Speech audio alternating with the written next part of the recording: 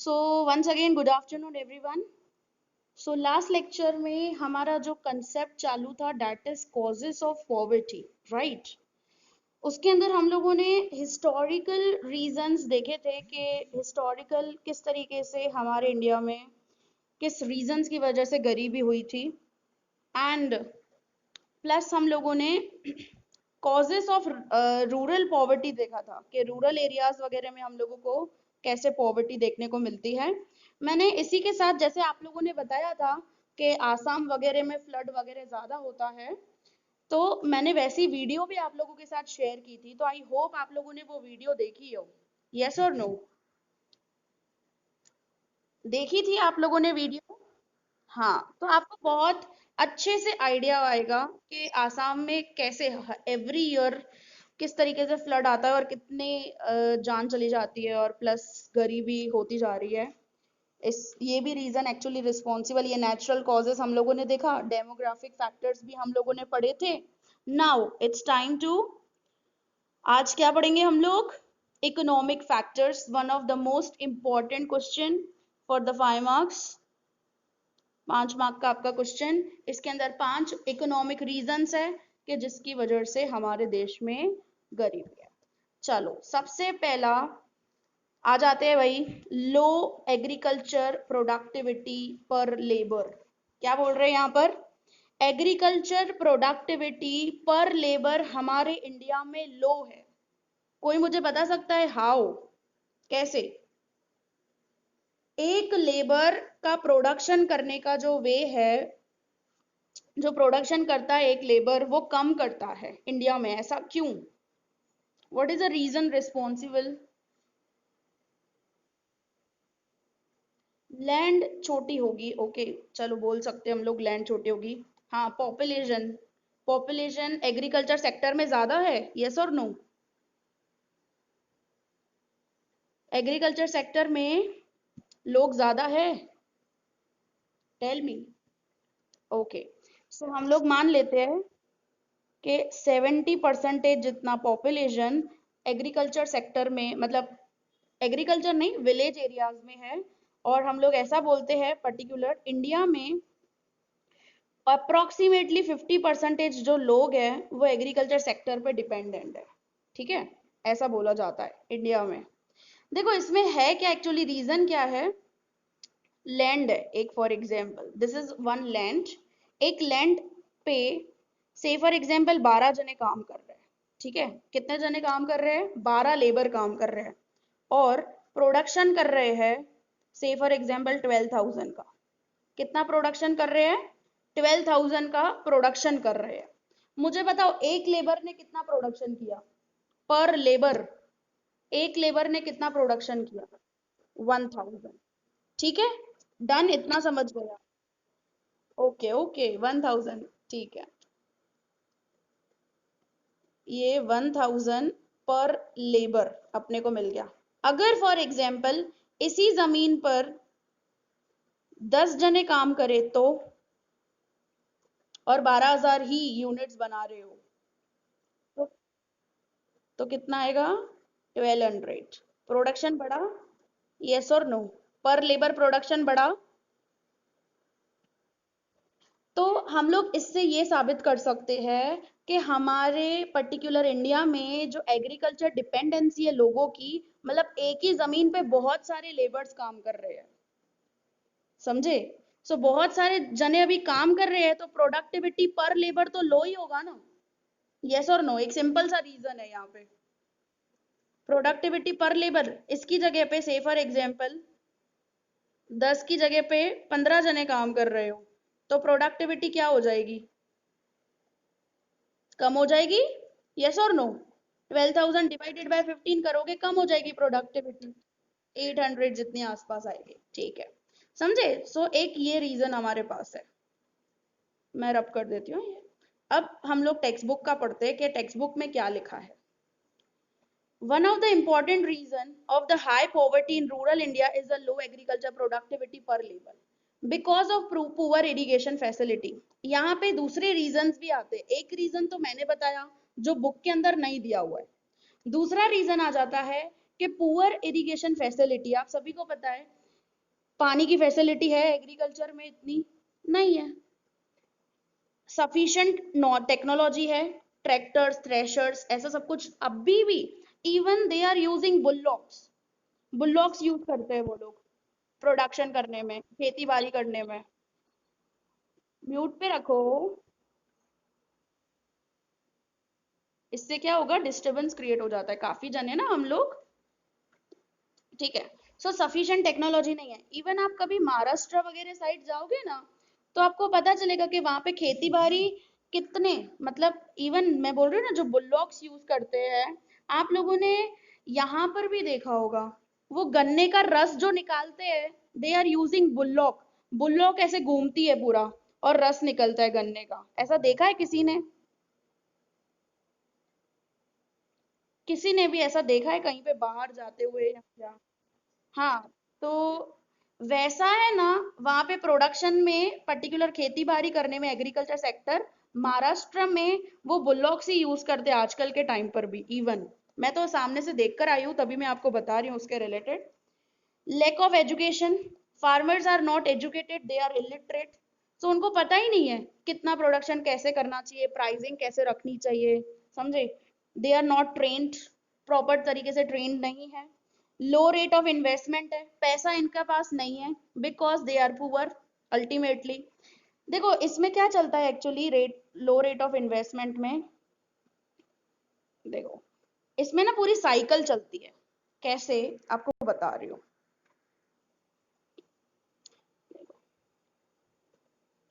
Low rate of investment,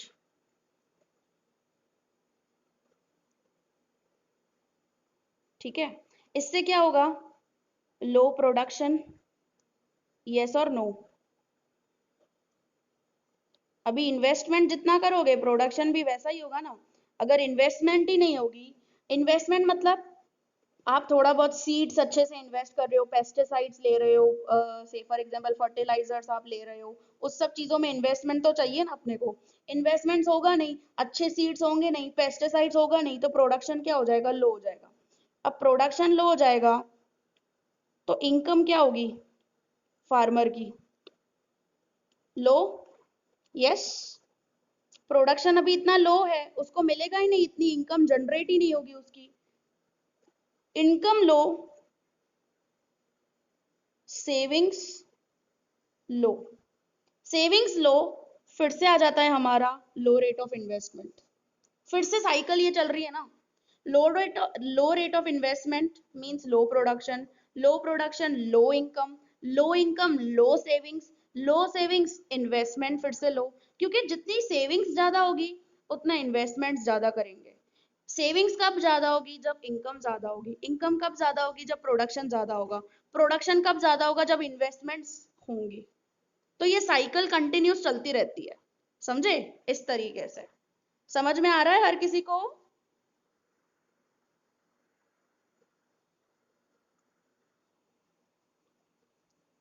देखो वही चीज बोलिए, low rate of investment, heavy load of population, जो आपको बताया कि बहुत ज्यादा पॉपुलेशन है इसकी, ये सब रीजंस, ये सारे रीजंस है यहाँ से जो रिस्पॉन्सिबल है, इसकी वजह से लो एग्रीकल्चर प्रोडक्टिविटी हो जाती है। और इवन पर लेबर की भी, पर लेबर की मैंने आपको कैलकुलेट करके बताया। अगर आपसे 1 मार्क में पूछा जाए, what you mean by productivity पर लेबर, ऐसा अगर क्वेश्चन पूछे, या पर लेबर प्रोडक्टिविटी, ऐसा भी पूछ सकते हैं हम लोग। 1 मार्क क्वेश्चन, डिफाइन करनी होती है। पर लेबर प्रोडक्टिविटी मींस व्हाट, एक लेबर कितना काम कर रहा है कितनी देर में, उसको बोला जाता है पर लेबर प्रोडक्टिविटी। आपको फॉर्मूला भी मैंने बताई, फॉर्मूला क्या मिलेगी? टोटल प्रोडक्शन जितना भी हुआ है लैंड के ऊपर, डिवाइडेड बाय टोटल पॉपुलेशन, ये है प्रोडक्शन। हाँ, ये है पॉपुलेशन। पॉपुलेशन मतलब टोटल लेबर्स भी अपने यहाँ पे ले सकते हैं, यहाँ पे टोटल लेबर्स कितने काम कर रहे हैं जो मैंने देखा। से फॉर एग्जांपल 12,000 डिवाइडेड बाय, से फॉर एग्जांपल 10 लेबर्स काम कर रहे हैं, तो पर लेबर आ गया कितना?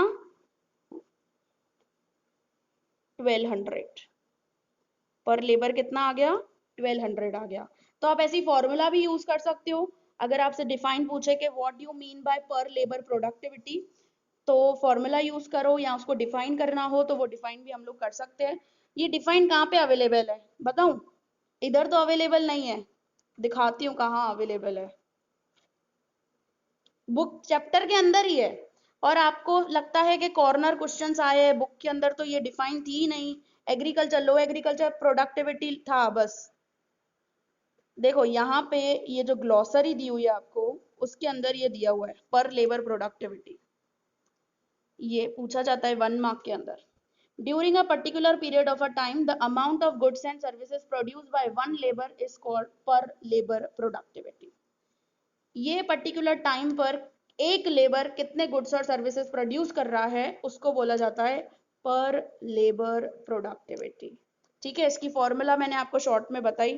Total production divided by total labours करोगे तो भी आपको मिल जाएगा पर लेबर प्रोडक्टिविटी। ठीक है, मेरे साथ बैठो ना, तो अपने पास है ना कोई रफ बुक लेकर बैठने की। कोई ऐसी ऐसी चीजें कभी हमारे निकल जाती है तो वो पॉइंट आउट किया करो, बार बार फिर लेक्चर नहीं देखना पड़े आपको उसके रिलेटेड।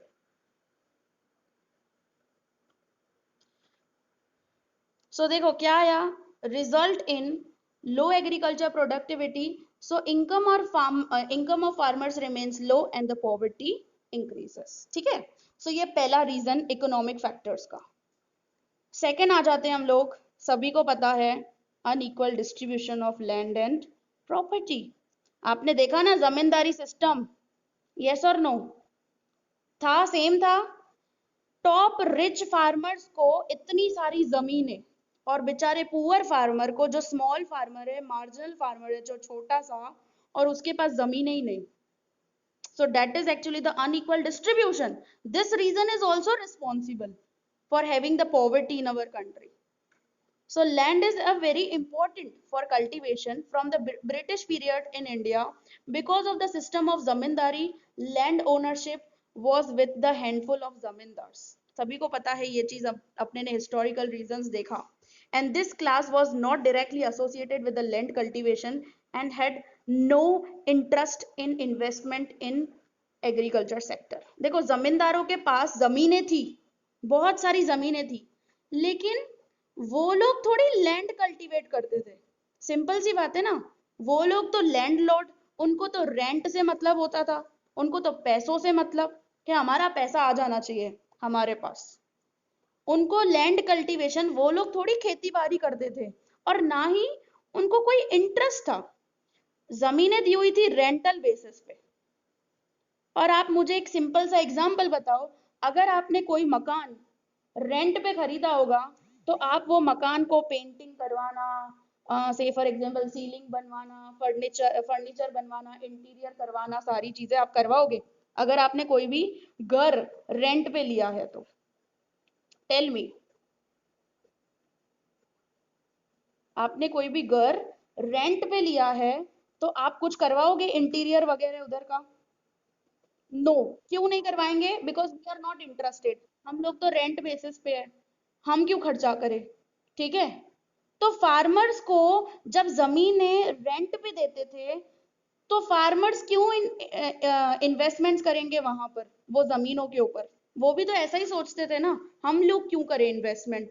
पहले ही एक तो कम हमको देना पड़ता है रेंट, पहले एक तो ज्यादा रेंट दे हम लोग, ऊपर से हम लोग इन्वेस्टमेंट्स भी करें, हम लोगों को क्या फायदा? छोटे फार्मर्स, स्मॉल फार्मर्स तो यही सोचता था बेचारा। और ये जो बड़े बड़े जमींदार होते थे, उनको भी कोई इंटरेस्ट नहीं। जब आप इन्वेस्टमेंट ही नहीं करोगे एग्रीकल्चर सेक्टर में, तो एग्रीकल्चर प्रोडक्शन कैसे बढ़ेगा? जबकि इतनी सारी पॉपुलेशन एग्रीकल्चर सेक्टर के ऊपर डिपेंड, तो लोग इनकम कैसे जनरेट करेंगे जब प्रोडक्शन ही नहीं होगा तो? So on the other hand tenants were working, tenants मैंने आपको बताया है, जिसको हम लोग बाड़े पे जमीन देते हैं, उस पर्सन को हम लोग बोलते हैं tenant. So tenants were working on other hand, other lands, and were not the owners, so they also had no interest in investment। यही चीज मैंने आपको बताई। And because of this only, low agriculture production and productivity, low production, low productivity, low income of the farmers results into poverty in a country. Clear हुई statement क्या है यहाँ पर, क्या बोलना चाह रहे हैं? अनइक्वल डिस्ट्रीब्यूशन है ही लैंड और प्रॉपर्टी का। जमींदारों को भी इंटरेस्ट नहीं इन्वेस्टमेंट करने में, फार्मर्स को मतलब जो जमीन है जो रेंट पे ली हुई है जिन्होंने, उनको भी कोई इंटरेस्ट नहीं इन्वेस्टमेंट करने में।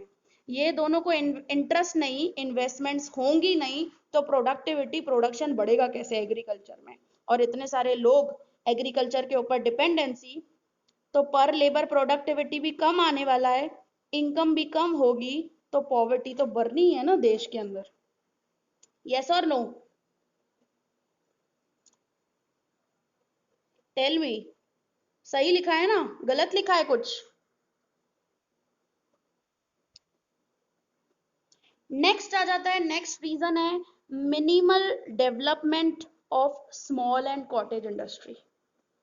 अब आपको भी पता है कि स्मॉल एंड कॉटेज इंडस्ट्री में ज्यादा से ज्यादा लेबर्स काम करते हैं, और अगर आप कैपिटल इंटेंसिव इंडस्ट्रीज को, बेसिक हैवी इंडस्ट्रीज को अगर आप प्रमोट करोगे देश के अंदर, तो भाई कैसे काम चलेगा? वो तो टेक्नोलॉजी, वहां पे तो मशीनरीज पे काम हो रहा है।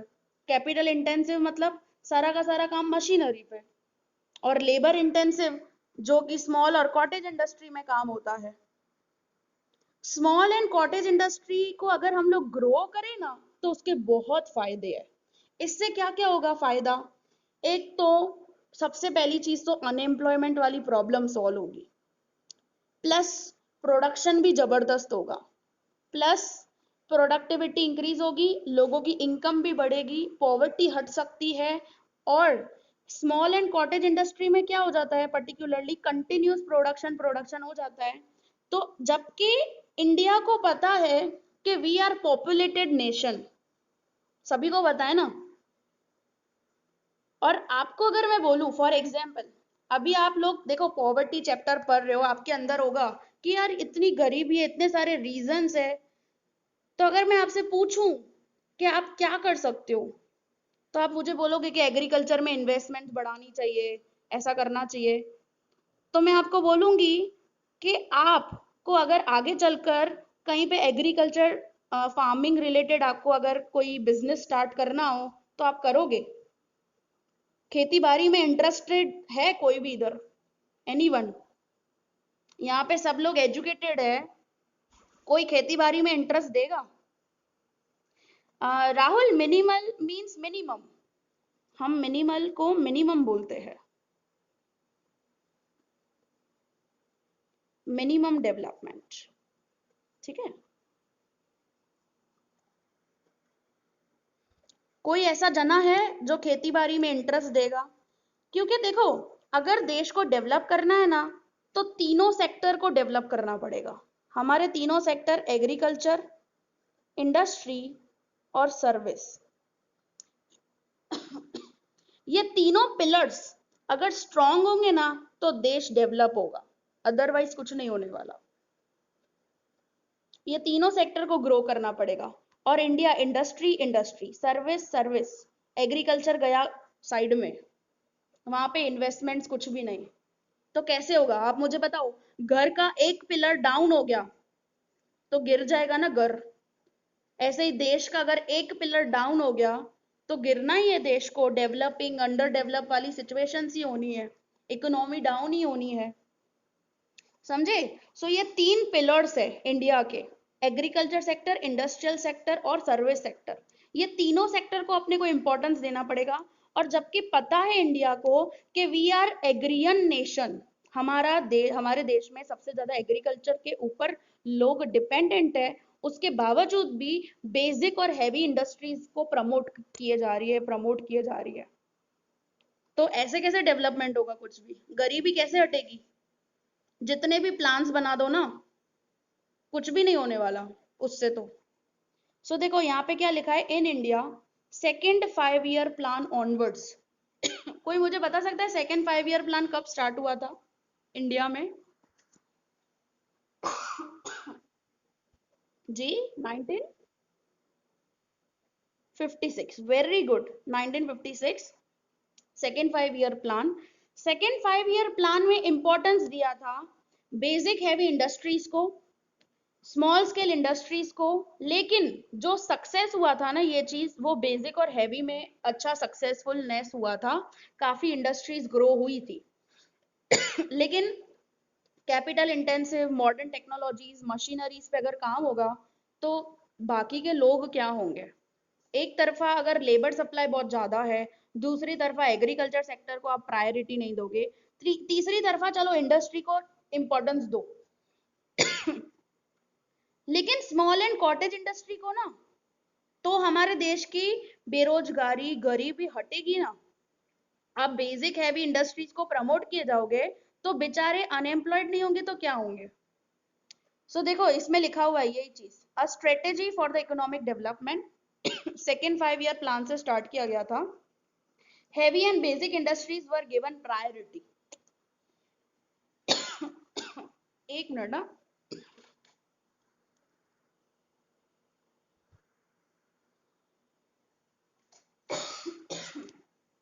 हाँ, हेवी एंड बेसिक इंडस्ट्रीज को इंपॉर्टेंस दिया गया, but in rural areas small and cottage industry which have a great contribution in employment, production and income were neglected। जो कि देना चाहिए रूरल एरियाज, आपको सभी को पता है देश की 70% पॉपुलेशन रूरल एरियाज में रहती है, और आप वो रूरल एरिया को डेवलप ही नहीं करोगे, सिर्फ मेट्रो सिटीज अर्बन एरियाज को डेवलप किए जाओगे तो देश डेवलप नहीं होगा। इससे ओवरऑल डेवलपमेंट अपने को चाहिए होता है, तो स्मॉल एंड कॉटेज इंडस्ट्रीज को भी हम लोगों को इंपॉर्टेंस देना पड़ेगा। उसके बावजूद दूसरी जो चीजें हैं, more over agriculture and allied activities में देखो पोल्ट्री फार्मिंग, मतलब एग्रीकल्चर के अलावा जो चीजें होती है रिलेटेड टू प्राइमरी सेक्टर ही, poultry farming, fisheries, animal husbandry, dairy farming, ये सब चीजें भी क्या हो रही थी? ग्रो स्लोली, बहुत स्लोली ग्रो हो रही थी। And this increase the seasonal unemployment and as a result poverty remained very high। इस वजह से क्या हो गया था? पॉवर्टी बहुत ज्यादा। सीजनल अनएम्प्लॉयमेंट मुझे कोई बता सकता है क्या होता है? एनीवन? सीजनल अनएम्प्लॉयमेंट मूवी मैंने बताई थी लगान, याद है हर किसी को? सभी ने देखी है? तो वो क्या होते हैं, कैसे अनएम्प्लॉयड होते हैं वो लोग? Seasonal unemployed. क्यों? बारिश पड़ेगी तो खेती बाड़ी होगी, बारिश नहीं पड़ेगी तो खेती बाड़ी होगी ही नहीं। सिंपल सी बात है, बाकी का साल क्या करेंगे वो लोग? सीजनल अनएम्प्लॉयड हो जाएंगे। समझे? हाँ, क्या बोल रहे हो राहुल? जो उत्तरायण में काइट, अच्छा पतंग बेचते हैं, देखो पतंग का प्रोडक्शन साल भर चलता है, ऐसा नहीं है कि कुछ टाइम पीरियड चलता है, पतंग का प्रोडक्शन साल भर चलता है। मुस्लिम लोग कारीगरी करते हैं इसके रिलेटेड पतंग की पूरे साल भर ही। हाँ, कुछ टाइम पीरियड हो सकता है कि हाँ भाई, से फॉर एग्जाम्पल उसकी सेल आपको उत्तरायण में मिलेगी, लेकिन उसका जो प्रोडक्शन है वो साल भर चलता है। जैसे आपने अगर गणपति जी का भी देखा हो कि गणपति जी गुलवाई टेकरा पे और ऐसे बहुत सारी जगह है जहां पर गणेश चतुर्थी अपना ये सब जो चीजें आती है, अभी फेस्टिवल आएगा ना अगस्त में, तो वहां अभी क्या होगा, सिंपली ऐसा नहीं है कि ये ऑन द स्पॉट बना रहे हैं या कुछ 3-4 महीने पहले बना रहे हैं, इनका कंटिन्यूसली साल भर चलता रहता है प्रोडक्शन। एग्रीकल्चर में आपको ज्यादा देखने को मिलता है सीजनल अनएम्प्लॉयमेंट। ठीक है, चलो एक ये रीजन है कि भाई स्मॉल एंड कॉटेज इंडस्ट्रीज को प्रायोरिटी नहीं दी जा रही है, जिसकी वजह से गरीबी हो सकती है हमारे देश में, that is also the reason responsible. फिर आ जाता है rapid increase in prices. Price क्यों बढ़ता है किसी भी चीज का? Can anyone tell me? Demand बढ़ती है सप्लाई से, सप्लाई से अगर डिमांड ज्यादा हो जाती है, मतलब मैं बोल सकती हूँ जब स्केर्सिटी हो, स्कैरसिटी हो जाती है किसी चीज की, कमी हो जाती है, जिसकी वजह से डिमांड क्या होती है, मार्केट में तो होती है लेकिन सप्लाई कम हो गया है। ठीक है, मार्केट में उस चीज की डिमांड तो है लेकिन सप्लाई कम हो गया है। तो ये scarcity is also one of the reason price rise का। प्लस वॉर, इधर बोला है वॉर की वजह से भी प्राइस राइजेस हो जाते हैं।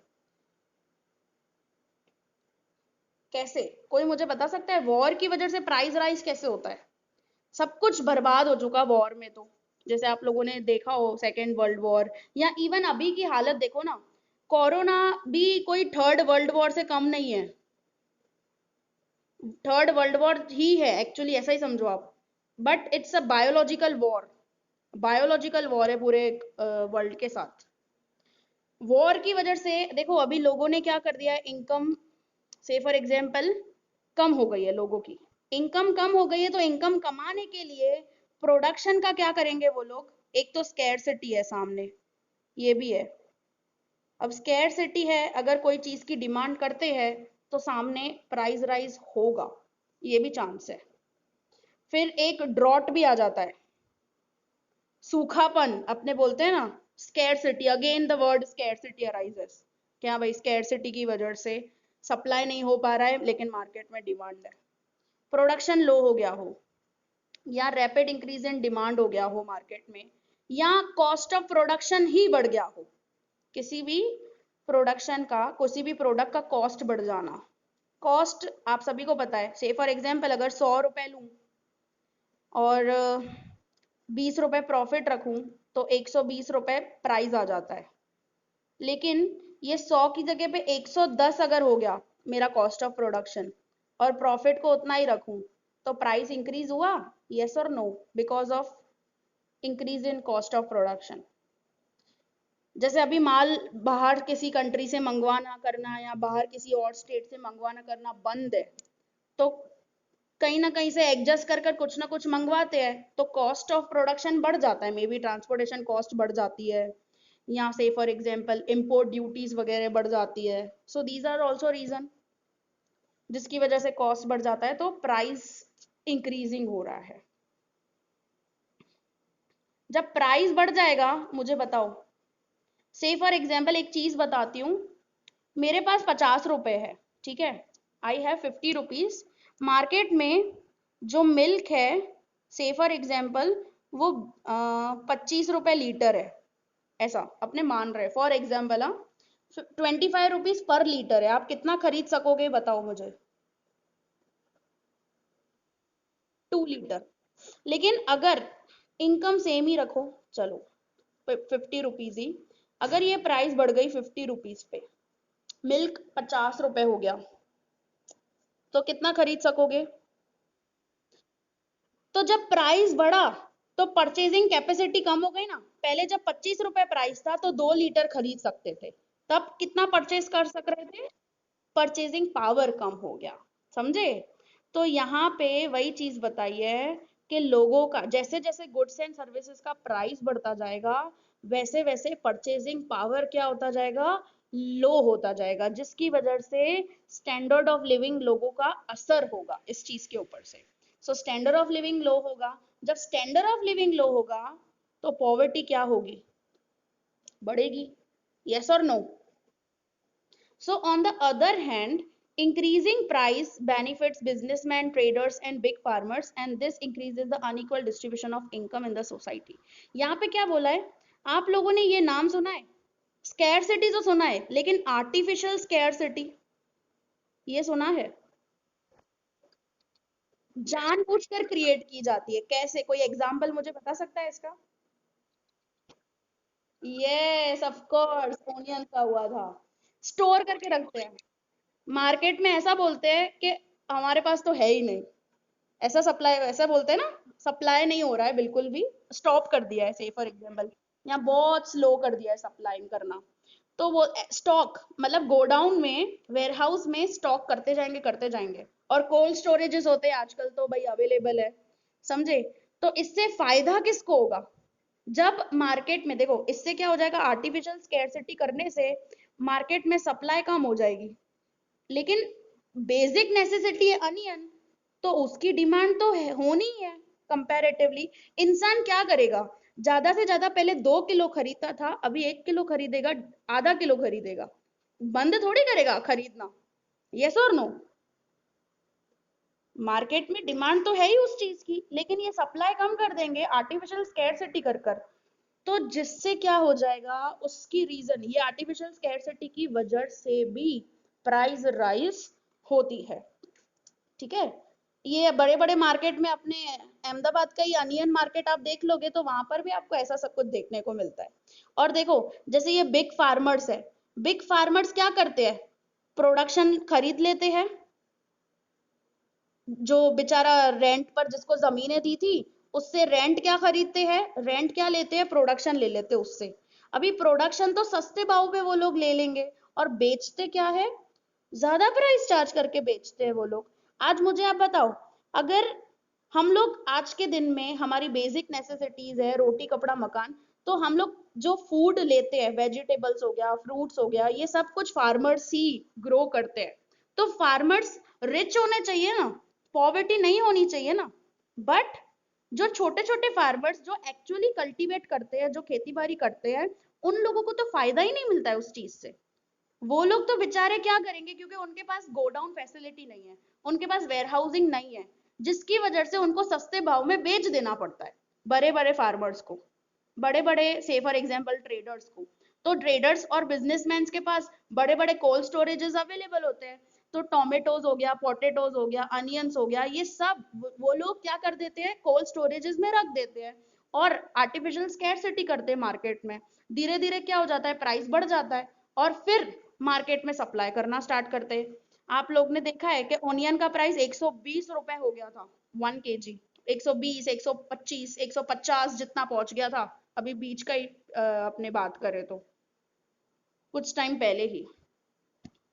तो ये सब चीजें होती है, फायदा बेचारे वो फार्मर्स को नहीं हो पाता है। सो इसकी वजह से यहाँ पे क्या बोल रहे हैं, unequal distribution of income in the society. ठीक है, चलो। सो नेक्स्ट आ जाते हैं हम लोग, हाई रेट ऑफ अनएम्प्लॉयमेंट। ये तो सभी को आपको पता है, हमने इंडिकेटर में भी देखा था कि अनएम्प्लॉयमेंट की वजह से किस तरीके से पॉवर्टी देश में होती है। क्योंकि इनकम नहीं कमाएगा तो उसको पुअर ही बोलेंगे ना, जो अपनी बेसिक नेसेसिटीज पूरी नहीं कर सकेगा इंसान, उस पर्सन को तो पुअर ही बोलेंगे। और बेसिक नेसेसिटी इंसान कब पूरी नहीं कर सकेगा, जब उसके पास कोई नौकरी नहीं होगी, कोई जॉब ही नहीं होगी, कुछ काम ही नहीं कर रहा होगा वो, जब बेरोजगार होगा वो। Yes or no? This is also one of the most important reason responsible for the poverty. So in India, major part of rural India is dependent on agriculture, but agriculture is dependent on monsoon. भाई agriculture तो पूरा का पूरा monsoon पे ही है। So only one crop in a year is cultivated, एक ही क्रॉप हो पाता है।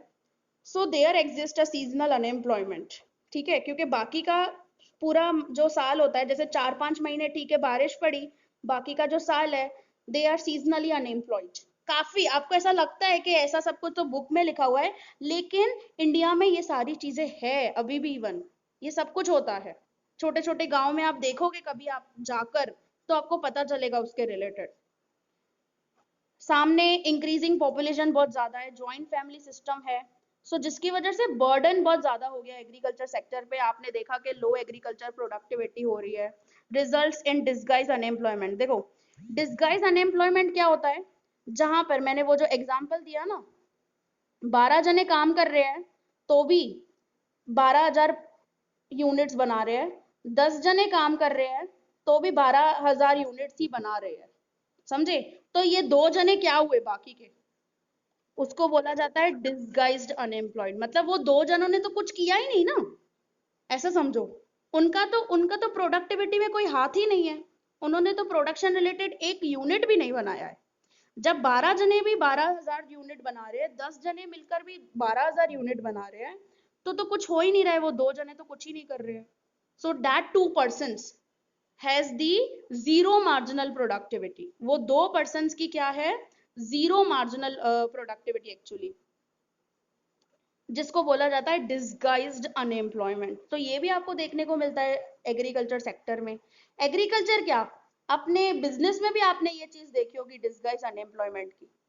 देखो से फॉर एग्जाम्पल मीटिंग खत्म हो जाए ना तो सेम मीटिंग पर आ जाना। हाँ आप लोग, हम लोग आज सोशल रीजंस भी खत्म करेंगे। Will take a social reasons also today. देखो यहाँ पे डिस्गाइज अनएम्प्लॉयमेंट इवन मैं बोल रही हूँ बिजनेस में भी। जैसे फॉर एग्जाम्पल पहले फादर बैठते थे शॉप पर, ठीक है, और से फॉर एग्जाम्पल 1000 टीवी का सेल करते थे, फॉर एग्जाम्पल। हाँ ठीक है, अभी सन भी आ गया शॉप पे, उसका बेटा भी आया दुकान पे काम करने, क्योंकि है ना उसके पापा बोल रहे घर पे बैठ के क्या करेगा, चल दुकान पर, ऐसा फॉर एग्जाम्पल। लेकिन तो भी 1000 टीवी ही सेल हो रही है। तो मुझे बताओ इससे कुछ प्रोडक्शन इंक्रीज हुआ, मतलब सेल्स कुछ उन्होंने इंक्रीज की? कुछ भी नहीं। तो एक क्या हो गया, जब दो जने यहाँ पे है तो भी उतना ही सेल हो रहा है,